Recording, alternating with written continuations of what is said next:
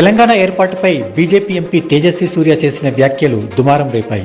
Delimitation బిల్లుపై లోక్సభలో చర్చ సందర్భంగా ఆయన తెలంగాణ రాష్ట్ర ఏర్పాటును పాక్ విభజనతో పోలుస్తూ కొన్ని వ్యాఖ్యలు చేశారు.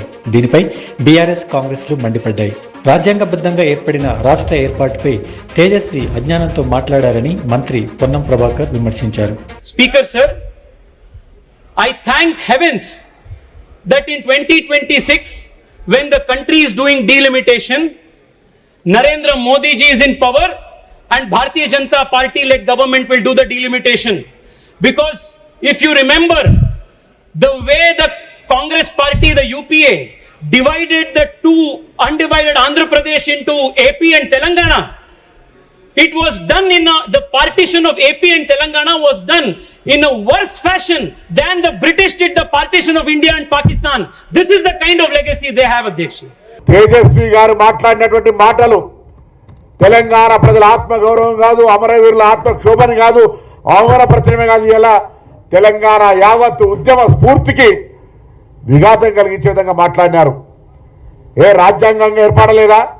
ఇంత పెద్ద దీర్ఘకాలిక ప్రజల ఆకాంక్షకు కాంగ్రెస్ పార్టీ నిర్ణయం తీసుకొని ఆనాడు భారతీయ జనతా పార్టీ కీర్తిశేషులు సుష్మా స్వరాజ్ గారు రాజ్యాంగ ప్రకారంగా పార్లమెంటులో మద్దతు ఇస్తే ఇవాళ ఈ యొక్క ప్రధానమంత్రి నుంచి మొదలుకొంటే మొన్నవరో తెలుగుదేశం ఆంధ్ర ఎంపీ కూడా పార్లమెంటు గురించి కూడా మాట్లాడుతూ ఉండే, తెలంగాణ విభజన గురించి మాట్లాడుతూ ఉండే.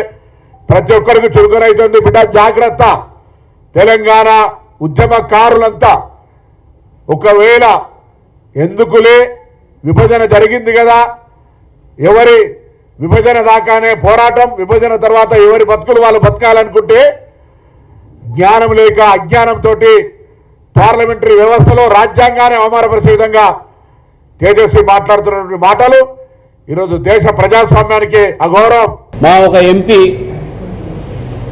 పాకిస్తాన్ అదేవిధంగా భారతదేశం విడిపోయినప్పుడు ఎంతమంది అయితే ఆ రోజు చనిపోవడం జరిగిందో దాని మీద కంపారిజన్ పెట్టుకుంటే దానికి అర్థం లేకుండా బీఆర్ఎస్ పార్టీ ఈరోజు దాని మీద పెద్ద ఇష్యూ చేస్తూ ఉంది.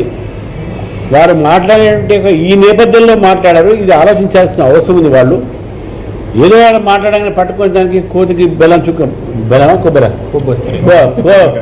కోతికి కొబ్బరి తోగినట్టు ఒంటిగా ఏదో మాట్లాడుతూ పోతున్నారు.